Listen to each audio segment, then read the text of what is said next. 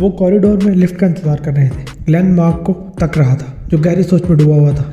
ये BMW कहाँ से अटक गई? क्या ताल्लुक बनता है? इसने राय से सवाल किया। राय ने लिफ्ट में कदम रखा और बटन दबा दिया। इसने जवाब नहीं दिया। ग्लेन मुतवातिर से देख रहा था।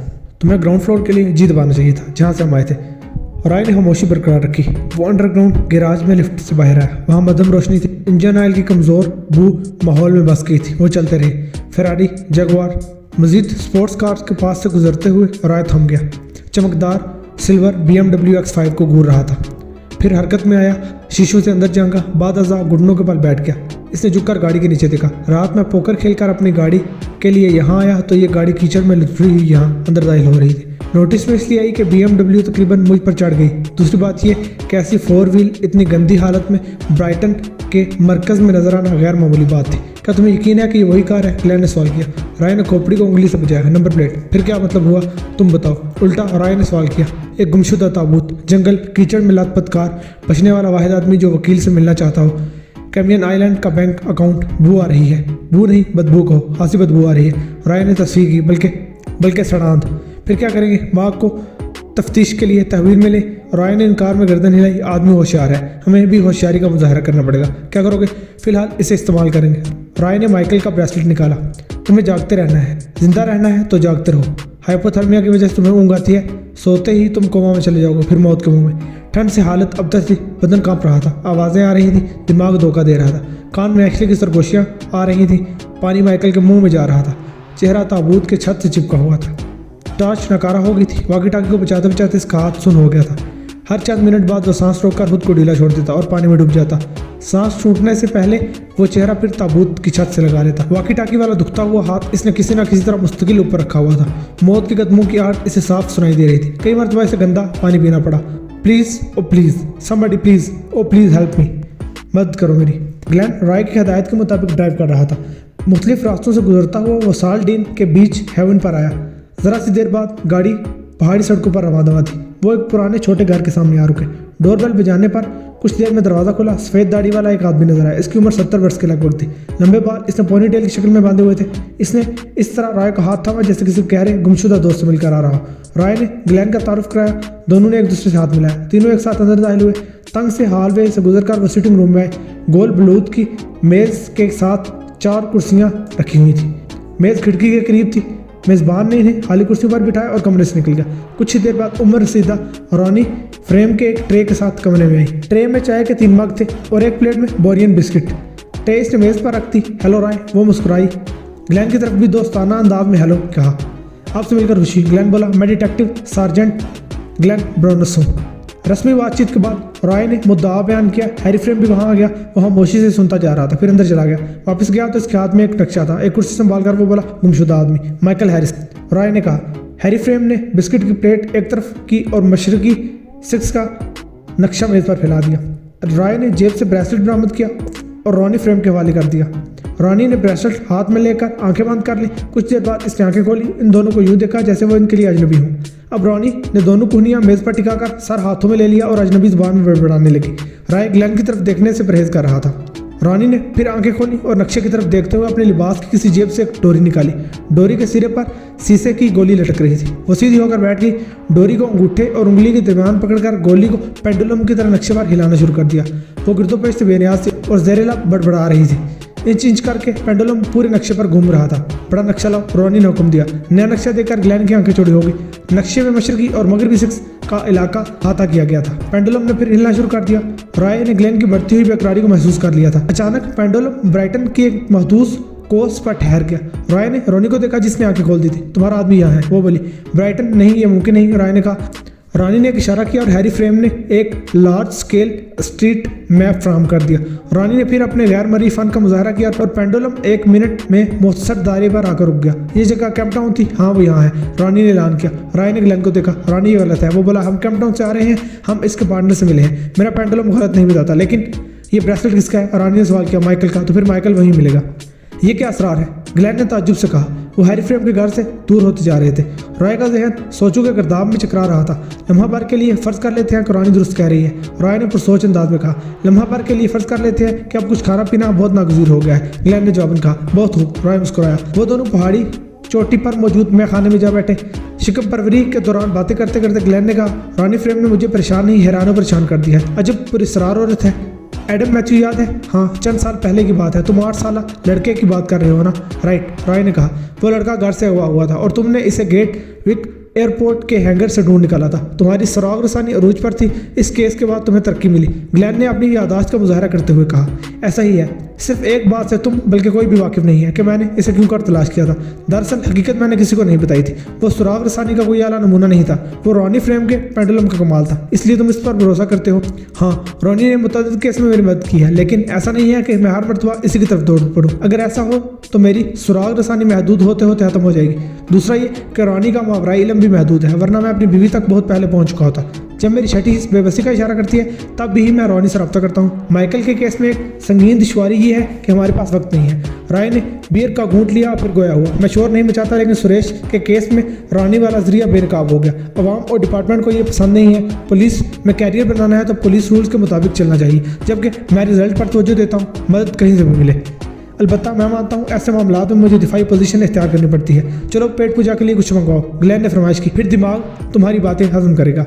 रॉय ने खाने का ऑर्डर दिया। आगे क्या करना है? अक्लमंद आदमी। ग्लेन ने प्लेटों पर हाथ साफ करना शुरू कर दिया।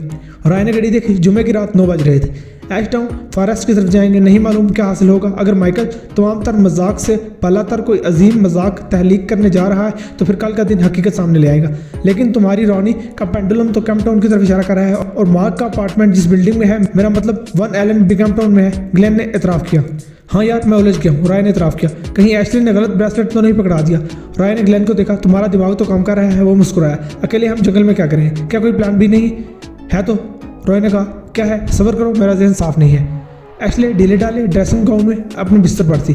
11:18 पर फ़ोन की घंटी बजी। हेलो, इसने गमज़दा आवाज़ में कहा। दूसरी तरफ माइकल की माँ जिल हैरिसन थी। उम्मीद है कि मैंने तुम्हारी नींद नहीं खराब की होगी। नहीं, मैं सो नहीं पा रही। मैं समझती हूँ, जिल ने कहा। मैं कहना चाहती हूँ एक बार फिर सोच लो। कल की दावत को मनसूख कर देना चाहिए। मैंने खूब गौर किया। एक तो मनसूखी पर रकम नहीं मिलेगी, अगरचे ये सानवी नुकता है। दूसरा, मेहमान दूर दराज से आ रहे हैं, जैसे मेरे अंकल कनाडा से आएंगे। मैंने अपनी चंद सहेलियों को कायल कर लिया है, लेकिन चंद पहुंच नहीं है। तीसरी बात यह है कि माइकल ने किस किस को मदऊ किया है। हमने कोशिश की है कि इसके ज़्यादातर दोस्तों से रब्ता कर सकें। चौथी बात यह है कि मैं अब भी पुर उम्मीद हूँ कि शायद माइकल बर वक्त पैरी बेची। मेरा नहीं ख्याल, बहुत देर हो गई है। माइकल की माँ ने नाउमीदी जाहिर की। कुछ देर वो दोनों गमज़दा आवाज़ में बातें करती रहीं, फिर फ़ोन बंद कर दिया। एशले ने मस्तानी अंगड़ाई लेकर करवट बदली और मार्क से लिपट गई, जो पहलू में लेटा खामोशी से बातें सुन रहा था। अहमक गाय, कुछ भी नहीं समझ रही है। एशले ने चेहरा मार्क के करीब तर कर लिया। हफ्ते के दिन अलियुसुफ रॉय साहिल के साथ वेस्ट पायर के करीब दौड़ रहा था। बारिश फिर शुरू हो गई। जल्द ही बारिश की तरफ से वो बेपरवाह हो गया। हर किस्म का ख्याल जहन से निकल गया। वो यकसुई के साथ 6 मील मुकम्मल करना चाहता था। पैलेस पायर तक पहुंचा तो गुमशुदा सैंडी की याद आई। सैंडी से पहली मुलाकात अरसे पहले यही हुई थी। इसकी याद के साथ माइकल हैरिसन की गुमशुदी जहन में चुभने लगी। दोनों केसेस में मुमासलत थी। फ़र्क मुद्दत का था। सैंडी को गायब होते हुए अरसा बीत गया था। वो 1 एलन बिल्डिंग तक पहुंच गया और मैरीन पैड को क्रॉस किया। इसका रुख जेर ज़मीन कार पार्किंग की तरफ था। ज़्यादा इंतजार नहीं करना पड़ा। गेट खुला और गहरे नीले रंग की पोशे बाहर आई। गेट बंद होने से पहले रॉय अंदर था। इसे याद था कि BMW कहाँ खड़ी होगी। गैराज वीरान था। कार तक पहुंचकर इसने इतराफ में नज़र दौड़ाई। अगले व्हील के करीब लेटकर बालाई दाढ़ को रेंगने वाले अंदाज में गाड़ी के नीचे ले गया। व्हील के अंदरूनी हिस्से में खुश्क कीचड़ भरी हुई थी। इसने जेब से रुमाल निकाला और छोटा फोल्डिंग नाइफ निकाला। चाकू खोलकर रॉय ने खुश्क कीचड़ का कुछ हिस्सा खुर्च कर रुमाल पर लिया। वो खिसक कर गाड़ी से बाहर निकला और गेट की तरफ चल दिया। करीब पहुंचकर इसने इंफरादी बीम के साथ हाथ हिलाया। क्लिक की आवाज़ के साथ गेट खुला शुरू हो गया। चंद मिनट बाद वो एक मरतबा फिर दौड़ रहा था। 9:30 बजे इसने शावर लिया, फिर ग्लेन का नंबर मिलाया। इसकी बीवी की बहन की 30वीं सालगिरह। चंद जुमलों का तबादला करके रॉय ने कहा, मज़े करो। वो ग्लेन का वीकेंड खराब नहीं करना चाहता था। वक्फे के बाद इसने जॉन्डल का नंबर मिलाया। हाय जो, वीकेंड पर मसरूफ़ हो? वो जूली शॉप वाला डाका। मैं बैलिस्टिक टेस्ट में मसरूफ़ हूँ। जो तुम्हारी मदद दरकार है। मेरे पास एक मिट्टी का नमूना है जो मैंने मुश्तबा कार से हासिल किया है। कितनी जल्दी मैं जान सकता हूँ कि यह मिट्टी से किस इलाके की है? और मुझे करीब 3 रिजल्ट चाहिए। कितना करीब? चंद फुट या चंद गज? मजाक कर रहे हो? जॉन्डल ने कहा। नहीं, इलाका एश टाउन का जंगल है। पूरे इंग्लैंड में एश टाउन जैसी मिट्टी जगह जगह मिल सकती है। जॉय ने जवाब दिया, हम इसे महदूद कर सकते हैं अगर मिट्टी में जानवरों का फजला, फूलों के बीज, फॉसिल्स वगैरह मौजूद हों। फिर भी चंद 100 स्क्वायर फुट का इलाका कवर होगा। मुझे 7 फुट तवील और 3 फुट चौड़ी जगह की निशानदेही करनी है। राय बोला, क्या तुम कब्र की बात कर रहे हो? हाँ, ऐसा ही है। जो कुछ देर खामोश रहने के बाद बोला, तुम मुझे कब्र तक ले जाओ, मैं जांच के बाद तस्दीक कर दूंगा। कब्र का पता नहीं, मिट्टी के सहारे पहुंचना पड़ेगा। राय ने वजाहत की। ऑल सेंट चर्च हेम विलेज की तिरछी पहाड़ी पर था। वहाँ शाम में बैक वक्त कई शादियों का इंतजाम किया गया था। हल्की बारिश उस दिन भी जारी थी। माइकल का प्रोग्राम मंसूर नहीं किया गया था। मेहमानों की आमद शुरू हो गई थी। राय भी मौजूद था। कोई करिश्मा ही होता अगर माइकल अचानक नमूदार हो जाता। राय को किसी ऐसी करिश्मे की उम्मीद नहीं थी। एशले का उदास हुस्न सबकी तवज्जो का मरकज था। एक वक्त आया, खाना शुरू कर दिया गया। कहानी का टॉप सीन हो गया। मेहमान धीरे धीरे यूं रुखसत हो रहे थे जैसे किसी की तदफीन से वापस जा रहे हों। शादी की तकरीब में चंद अफराद बाकी रह गए थे। इनमें रॉय एशले के अंकल भी थे। अंकल का नाम ब्राडले था। वो एशले के हमरा बैठे हुए थे। ब्राडले ने कदरे झुक कर रॉय से कहा, detective sergeant Roy. Detective superintendent. Roy ने तस्दीक की, सॉरी सुप्रीडेंट। एशले वाज़े तौर पर रॉय की मौजूदगी पर बेचैन थी। मार्क ने रॉय से आंखें चार की, क्या तुम एशले को अकेला नहीं छोड़ सकते? क्या तुम्हें अंदाजा नहीं कि वो किस हाल में है? इसीलिए मैं यहाँ हूँ। रॉय ने इत्मीनान से कहा, तुम्हें माइकल की फिक्र करनी चाहिए। मार्क, एशले ने टोका। रॉय ने साबका अंदाज में कहा, मेरी टीम माइकल के लिए हर मुमकिन कोशिश कर रही है। क्या तुम ड्यूटी के दौरान पीते हो? ये मिनरल वाटर है। रॉय धीरे से मुस्कुराया। दौरान गुफ्तगू मार्क टेम्पर लूज कर रहा था जबकि रॉय की आवाज़ धीमी, सॉरी। आखिरी बात रॉय ने सरगोशी में की। सॉरी, मैंने सुना नहीं। मार्क ने कहा, मिस्टर मार्क, आइंदा अपने BMW को वॉश कराते हुए जरा ख्याल रखना। राय ने फिक्रा कसा और उसके तासुरात का जायजा लेने लगा। राय अपनी कार में गहरी सोच में मुस्तगरक था। ख्यालात मार्क वान पर मरकूज थे। अमेरिका में FBI के ट्रेनिंग सेंटर में इसने फॉरेंसिक साइकोलॉजी का कोर्स किया था। इसने जबिल्लत की अहमियत के साथ सीखा था कि बॉडी लैंग्वेज और इसके मुख्तलिफ पहलू क्या होते हैं। मार्क की बॉडी लैंग्वेज बुरी तरह मुतासिर थी। वो कुछ और ही कहानी सुना रही थी। इसने 4 करीब 3 दोस्त खो दिए थे। इसका बिजनेस पार्टनर गायब था। बहुत इम्कान था कि वो मर चुका हो। रद्द-ए-अमल के तौर पर मार्क को हैरानो परेशान और शाक की आलम में होना चाहिए था, जबकि इसके बरक्स वो गुस्से में था। इतनी जल्दी आगाज़ में गुस्से की लामतों का जाहिर होना मशकूक था। कार वॉश पर जब राय ने पत्ता फेंका तो यूँ लगा किसी ने मार्क के दुम पर पैर रख दिया हो। राय ने फ़ोन मिलाया और घंटी की आवाज़ सुनने लगा। हफ्ते का दिन था। तवक्को थी कि आंसरिंग मशीन से जवाब आ गया, लेकिन एक नस्वानी नर्म आवाज़ सुनाई दी। Brighton and Home City Mortuary. वो बोली, सर मैं राय ग्रेस बात कर रहा हूँ। कैसे हो? ठीक हूँ, शुक्रिया। मुतासिर हूँ कि तुम वीकेंड पर काम कर रही हो। राय ने कहा, हालात का तकाजा है। सेल्व ने ठंडी सांस बार कर इतराफ़ किया। एक आवान पड़ा है, हैरियत मंगल की रात को रोड एक्सीडेंट में चंद लड़के मार गए थे। क्या वो अभी तक मॉर्चरी में है? हाँ, इनकी बॉडीज मौजूद है। एक अस्पताल में चल बसा था, जॉश वाकर, वो भी यही है। क्या मैं इनको देख सकता हूँ? आ जाओ, वो कहीं नहीं जा रहे। सेल्व ने ताउन का मुजाहरा किया। शुक्रिया, मैं 10 मिनट में पहुँचता हूँ। राय ने फ़ोन बंद कर दिया। तवक्को के बरखिलाफ ट्रैफिक ज़्यादा थी। मंजिल तक पहुंचने में 20 मिनट सर्फ हुए। राय ने अल्फा रोमियो नीले रंग की MG स्पोर्ट्स कार के कम में लगाई। MG कार सेल्फ की थी। कुछ देर बाद वो सिंगल स्टोरी स्ट्रक्चर में एक दिलकश खातून से हाथ मिला रहा था। उम्र 30 साल से कम थी। बाल स्याह थे और शानों पर लहरा रहे थे। इसने सब सर्जिकल गाउन और ग्रीन एप्रन के साथ बूट पहन रखे थे। अंदर की तरफ गए तो डिसइंफेक्टेंट बू ने उनका इस्तकबाल किया। वो एंट्री हॉल को नज़रअंदाज करके बाईं जानिब गए। अंदर ऑफिस में इस्तकबालिया भी था। ये एक छोटा सा कमरा था। गुलाबी दीवारें, गुलाबी कालीन, कुर्सियां और दांत से बनी 3 डेस्क पर 3 टेलीफोन नजर आ गए। Cup of T? सेल मुस्कुराई। क्यों नहीं? चाय का ऑर्डर आने तक राय ने जो टिंडल से रब्ता करके पहुंचने के लिए कहा। सेल ने स्विच ऑन करके केटल रखी और लॉकर रूम में चली गई। वापसी पर वो सब्ज गाउन, नीले ओवर शूज के अलावा फेस मास्क और वाइट टैक्स के हमरा आई थी। वो इसने राय के हवाले कर दी। जब तक चाय तैयार होती राय ने गाउन और शूज पहन लिए थे। वो दोनों जो टिंडल के पीछे थे, इसने भी मखसूस लिबास ले लिया था। इनका रुख मरकजी पोस्टमार्टम रूम की तरफ था। पोस्टमार्टम रूम मखसूस अशिया से पूरी तरह मुज़य्यन था। एक तरफ ज़मीन से छत तक फ्रिज की कितार थी। साल ने 4 नंबर का डोर खोला। यह बस्ता हवा का बबका निकला। टैग बता रहा था कि वह ल्यूक की बॉडी थी। राय की आंखें ल्यूक के हाथ के नाखूनों पर मरकूज थी। इसने जो टिंडल से दराज की कि नाखूनों को चेक करे। जो टिंडल ने मखसूस छोटे औजार इस्तेमाल किए, लेकिन ल्यूक के नाखून अंदर बाहर से साफ थे। जॉश वाकर के हाथ और नाखून भी साफ थे। अलबत्ता पीटर के नाखूनों में गंद नमाया था। जो टिंडल ने गंद स्क्रैप करके छोटे से बैग में महफूज कर दिया। बाद चारों के कपड़ों और जूतों को जांचा गया जो हाथ से आलूदा थे। जो टिंडल ने इन्हें समेट कर अलग अलग बैग में मुंतकिल कर दिया। जो तुम्हें जहमत देना मुझे बुरा लग रहा है, राय ने कहा, लेकिन इसकी मुझे अशद ज़रूरत है। किसी की ज़िंदगी दाव पर लगी है। यू इडियट, एशले ने मार्क से कहा, जो लैम्बोर्गिनी की अकबी नशिस्त पर निडाल पड़ा था। मुझे तुम्हारे अहमकाना रवैये पर यकीन नहीं आ रहा। तुम्हारा दिमाग ख़राब हो गया है। क्या ज़रूरत थी इसके सामने जारहियत दिखाने की? दफ़ा करो उसे, मार्क ने बेजारी से कहा। गाड़ी वॉन एलन बिल्डिंग की तरफ रवा दवा थी। इसे दफा नहीं किया जा सकता, एशले ने बरहमी से कहा। मैं इसे गलत साबित करने के लिए गुस्सा दिखा रहा था। अहमक हो और कार वॉश का जिक्र क्यों उसने किया था? मुझे कोई आइडिया नहीं, मार्क ने जवाब दिया। वो बिल्डिंग में दाखिल हो रहे थे, फिर तुम्हारा रंग क्यों उड़ गया था? तुम क्यों इसके पीछे पड़ी हो? मैं ऊपर चल के कुछ पीना चाहता हूँ। वो बोला, पता नहीं, मुझे नहीं पता। दिल चाहता है तो मैं मार दूँ। खत्म तो तुमने उसी दिन कर दिया था जब पहले दिन ऑफिस में कदम रखा था, मार्क ने रोमानवी अंदाज में कहा। एशले खामोश रही। तुमने काफ़ी कुछ बिगाड़ दिया है। एशले कुछ देर बाद बोली, ऐसा कुछ नहीं है। मार्क ने दिफा किया, ऐसा ही है। एशले ने जोर दिया। गाड़ी पार्क करने के कुछ देर बाद वो अपार्टमेंट में थे। मार्क ने दरवाज़ा बंद किया और सेफ्टी कैश को जगह पर कर दिया। फिर इसने आलमी इश्तियाक में एशले के अरूसी जोड़े की तरफ हाथ बढ़ाया। एशले ने हाथ परे कर दिए। काफी पीने के बाद बताती हूँ कि डिटेक्टिव ने कार वॉश की क्यों बात की थी। मार्क चंद साथ इसे तकता रहा, फिर आगे बढ़कर इसका चेहरा हाथों में ले लिया। एशले ने बेदिली से किसका जवाब दे दिया, फिर पीछे हट गई। मैं यहाँ नहीं रुक सकती, वो बोली। मुझे माइकल की माँ के करीब रहते हुए एक मायूस और गमगीन दुल्हन का किरदार अदा करना पड़ता है। गॉड, कितनी मुश्किल शाम थी।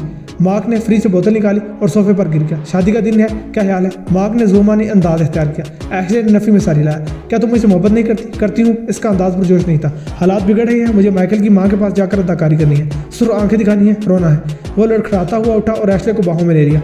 तुम जानती हो, अगर एक्सीडेंट ना होता तो तुम इस वक्त मिसेस माइकल होती। What A luck. और तुम कह रही हो कि बात खराब हो गई है। मार्क ने एक गिलास इसे पकड़ाया, जिसे एशले ने हिचकिचाहट के साथ कबूल कर लिया। एक्सीडेंट के बाद हमारा प्लान ए खत्म हो गया है, मार्क ने कहा। अब हम प्लान बी में हैं। इसमें खराबी क्या है? खराबी यह है कि तुम नाकाम हो गए हो। दूसरी बात यह है कि मैं मिसेस माइकल हैरिसन बनती तो डबल एम प्रॉपर्टीज के 50% शेयर की मालिक होती। अब ये मुमकिन नहीं, लेकिन कैमलियन आइलैंड की पॉलिसी के मुताबिक अब भी 2/3 की मालिक हूँ, एग्रीमेंट के मुताबिक। अगर माइकल की मौत साबित हो जाए, एशले ने एतराज़ किया, और 2/3 से क्या होगा? मेरी शादी हो जाती तो बात और बनती। क्या मतलब? तुम्हारे कहने के मुताबिक मैंने ताबूत की एयर ट्यूब हटाकर सुराख बंद कर दिया था, मार्क ने कहा। एशले से घूरती रही। क्या तुम्हें यकीन है? ताबूत का ढक्कन स्क्रूज के साथ टाइट किया गया था। ट्यूब निकालने के बाद मैंने इस पर मजीद मिट्टी डाल दी थी। अगर वो जिंदा होता तो रब्ता कर चुका होता, मार्क ने कहा। मतलब सब ठीक है? एशले ने मशकूक नजरों से मार्क की तरफ देखा। कुछ देर सुकूत छाया रहा, फिर बोला, एक चीज़ मुझे चुप रही है, मुझे बताओ। एशले ने मुतालबा किया। तुम जानती हो, मैं और माइकल ईमेल्स देखने के लिए पाम इस्तेमाल करते थे। मेरा मतलब है कि हम ऑफिस से बाहर होते थे। स्टैगनाइट पर ईमेल को कॉपी करने में एहतियात की गई थी, ताहम मुझे कुछ शुबा है। मेरे याद में एक मेल गलती से मैंने कॉपी की थी, वो ईमेल इसके पास भी होगी। एशले इससे दूर हट गई। इसकी आंखों में गैर यकीनी और गुस्से का इम्तजाज था। क्या तुम ये कह रहे हो कि इसका पाम डिवाइस इसके साथ कब्र में है? मार्क ने बेबसी से कान दे चुकाए। मुमकिन है, मैंने ऑफिस और इसके फ्लैट की तलाशी ली है, पाम वहाँ नहीं है। मेरा अपनी समात पर से एतबार उठ गया। एशले ने दोनों कानों पर हाथ रख लिए। मार्क ने करीब होने की कोशिश की। एशले मजीद दूर हट गई। जितनी जल्दी हो सके वो डिवाइस लाओ, आज रात लाजमी। राय ने हैंड फ्री लगाकर मोबाइल ऑन किया और ग्लैन से रब्ता किया। क्या हो रहा है? वेडिंग पार्टी का बताओ, ग्लैन ने सवाल किया। बर्थडे पार्टी जैसा मामला रहा। एशले हार्पर के रिश्तेदार आए थे, एक अंकल के सिवा कोई नहीं था। राय ने कहा, क्या तुमने माइकल का बैंक अकाउंट और क्रेडिट कार्ड चेक किए हैं? हाँ, कोई खास बात सामने नहीं है। तुम्हारी क्या रिपोर्ट है? मैं इसके पार्टनर की तरफ से हासा मशकूक हो चुका हूँ। वो बहुत कुछ जानता है और छुपा रहा है, हमें इस पर नजर रखनी चाहिए। मैंने एक टीम उसके पीछे लगा दी है, ग्लैन ने इतला दी। अच्छी खबर है, हमें डबल एम प्रॉपर्टीज के बारे में भी छानबीन करनी चाहिए। मैं खसूसन इंश्योरेंस पॉलिसी में दिलचस्पी रखता हूँ, राय ने इजहार किया। मैं कैमलियन आइलैंड को चेक करता हूँ। एशले का क्या करना है? ग्लैन ने इस्तफसार किया। कुछ नहीं कह सकता, राय ने जवाब दिया। यह गैर मामूली बात है। वो 27 साल की है, जिंदगी का यादगार तरीन दिन, मोहब्बत की शादी, और इसकी जानिब से सिर्फ एक रिश्तेदार, अंकल। हो सकता है वो यतीम हो, चेक करना होगा। मुझे माइकल की माँ से मिलना पड़ेगा, राय ने इंदिया दिया। वो होने वाली बहू के बारे में कुछ तो जानती होगी। जो टिंडल राय का मुंतजिर था। शुरू के 2 कमरों में से एक बेडरूम कहलाता था। वहाँ फर्श पर हाकी लिफाफे बिखरे हुए थे, हर एक पर एविडेंस बैग लिखा था। एविडेंस बैग, मिट्टी वाले बैग और खून आलूदा कपड़े अलग रखे थे। मिट्टी के नमूने लाशों के हाथों और नाखूनों और जूतों से हासिल किए गए थे। राय ने जो नमूना BMW कार के व्हील से हासिल किया था वो भी महफूज था। नतीजा हासिल करने में कितनी देर लग सकती है? राय ने सवाल किया। इसका इन्हिसार हेली फ्लावर पर है। राय मुस्कुराया। ओ, मैं समझा, वो अच्छा काम करती है। कितना वक्त लेगी? अमूमन 2 हफ्ते, जो टिंडल ने जवाब दिया। 2 हफ्ते? राय परेशान हो गया। हम ऐसे शख्स की बात कर रहे हैं जिसे जिंदा दफन किया गया है। 1 घंटा आम है। जो टिंडल ने घड़ी देखी और फोन मिलाया। वॉइसमेल। कुछ देर बाद इसने नफी में सारी हिलाया। मैं तुम्हें हेली का नंबर दे देता हूँ, तुम कोशिश करते रहो। हेली के सिवा मैं किसी को नहीं जानता। तुम्हारी किस्मत है, अगर इसने जल्दी काम कर दिया। मैं ज़रूरी नमूने इसे दे चुका हूँ।